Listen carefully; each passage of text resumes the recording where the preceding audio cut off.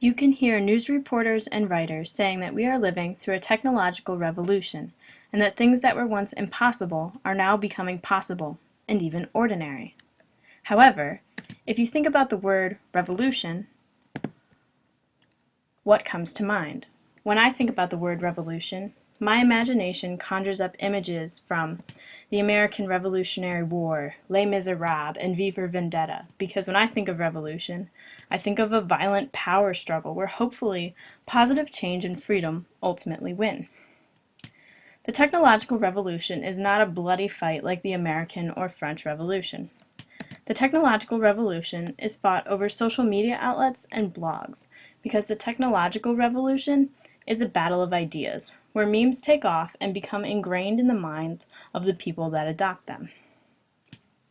The technological revolution is about the control of the internet and about who owns and controls the data created by individuals who use the internet.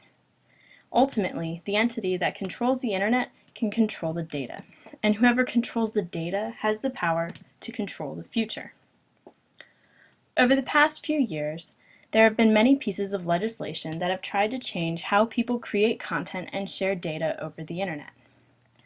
The U.S. government created SOPA in 2012 and now CISPA in 2013. These pieces of legislation are all attempts by the U.S. government to control the activities of people on the internet, although there are stark differences between SOPA and CISPA.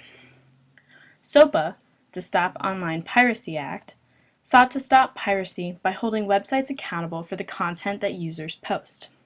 For example, if a website like YouTube is found to have copyrighted content that is illegally uploaded by a user, the entire website would be shut down, and the copyright holder would be able to take private legal action against the website hosting the pirated material. SOPA attempted to put the cost and burden of policing the actions of users on the shoulders of major websites, and many of the websites responded by protesting. On January 18, 2012, Wikipedia, Google, WordPress, Reddit, Mozilla, and 7,000 other websites blacked out their web pages in protest of SOPA. SOPA was ultimately pulled due to the huge backlash by tech communities and their users. While SOPA had to do with copyright, CISPA, the Cyber Intelligence Sharing and Protection Act, is entirely about privacy of an individual's data. This legislation would remove legal barriers that prevent tech companies and the government from sharing sensitive information about web users. This means any information about a so-called cyber threat is shared between private companies, the government, and private security agencies.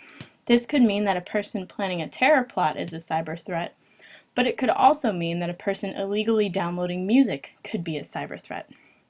The language is very vague and leaves plenty of room for interpretation. CISPA would allow companies like Facebook and Google to give away anyone's private data to the government or private security agency without notifying the individual. The hacker group Anonymous organized the SOPA blackout in 2012 and called for a CISPA blackout on April 22, 2013.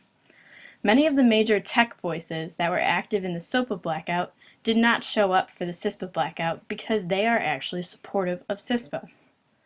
Companies like Google, Verizon, and Facebook support CISPA because they would be able to hand over data to the government without having to worry about getting sued for violating a person's Fourth Amendment right to be secure in their houses, persons, papers, and effects against unreasonable search and seizure.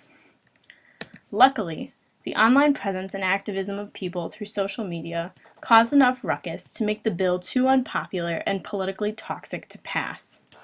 As of April 25th, CISPA has officially been shelved and has been declared dead by the ACLU. However, there is a new bill that is being brought up that is backed by the FBI that would allow the government to sue companies that don't hand over data that is requested from them. So, we have to ask ourselves, where do we fit into this story of technological revolution? Everyone is affected by the information policy decisions that are made in Washington, so we all play a role in the story that is unfolding. One can choose to stand by and watch as decisions about content creation and privacy are made by representatives purchased by corporations, Or one can choose to voice their opinion and email, tweet, or comment their legislative representative about what they think the government's role ought to be online. In comparison to other revolutions, participating in the technological revolution has a much lower level of risk than past revolutions. We do not need to dump tea into Boston Harbor, storm barricades in 19th century Paris, or protest outside British Parliament in Guy Fawkes masks in order to voice our opinion in this revolution. We only need to press send.